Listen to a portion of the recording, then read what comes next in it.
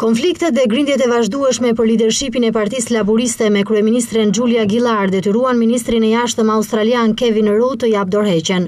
Rudd e njoftoi vendimin gjatë një konference për shtyp në Washington DC, pas një takimi me sekretarin amerikane të shtetit Hillary Clinton. Çështja e lidershipit kishte shkaktuar prej disa javësh tension të vazhdueshëm brenda Partisë Laboriste, drejtimin e së cilës Rudd e humbi në vitin 2010 pas një goditjeje të brendshme të organizuar nga Gillard. Kohët e fundit ishin shtuar spekullimet se mbështetësit e Rudd kanë planifikuar ta rikthenin atë sërish në pushtet. E vërteta e thjeshtë është se unë nuk mund të vazhdoj të mbaj postin e ministrit të jashtëm, nëse nuk kam mbështetjen e kryeministres. Besoj se i vetmi veprim i nderuar që duhet të ndërmarr është që t'i jap dorëheqjen, deklaroi Rudd nga Shtetet e Bashkuara në konferencën e transmetuar direkt edhe nga televizionet australiane.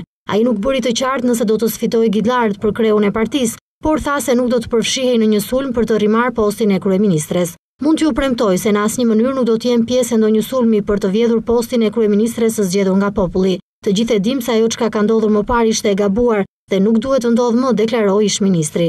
Përpara se të njoftojë se ç'do të bëjë në të ardhmen, Rudd tha se do të konsultohet me familjen dhe komunitetin.